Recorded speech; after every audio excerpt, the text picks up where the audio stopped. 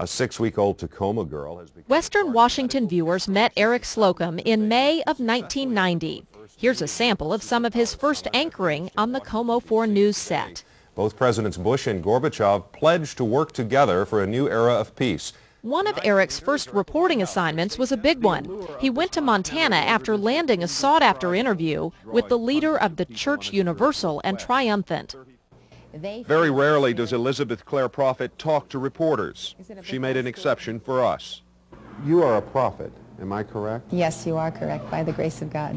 The church was called the fastest-growing cult in the world. It attracted highly educated people and a lot of controversy. But the one thing they do all share is a tremendous trust in Elizabeth Clare Prophet. Not all of Eric's first stories were so serious.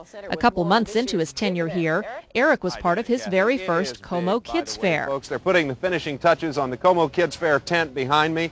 A lot of stuff going to be going on here tomorrow. So whether you're a kid, if you're an adult that thinks you're a kid, if you have a kid, if you've even seen a kid before, this is the place for you to be. Let me tell you what's... And just a few months later, he found himself on a whirlwind assignment. He hit the sand running in Saudi Arabia, and in 2 days turned around a 1-hour show on our troops in the Gulf War.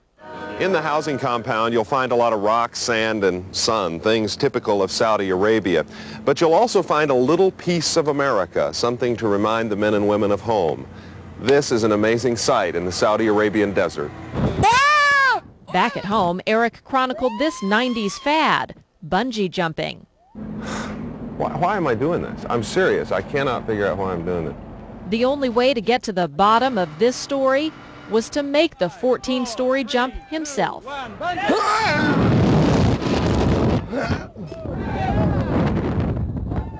The adventures didn't end there. Reporting duties took Eric to London, tracking the history of the Beatles.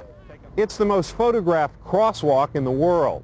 But the significance of this crosswalk is more than just a tourist attraction. It's more than the backdrop for one of the Beatles' most famous albums. And who but Eric would be so excited to make a winter climb on Mount Rainier for a story? He found time to write and publish a book of poetry. And what would a look back at a live news career be without a blooper? Were you watching that Sunday morning when Eric was talking about fast ferry service and we accidentally showed video of a macaw whaling canoe? Okay. Sorry, we were talking about something else there. It's been a fun-filled, adventurous 11 years. We can't wait to see what happens next. Oh, man!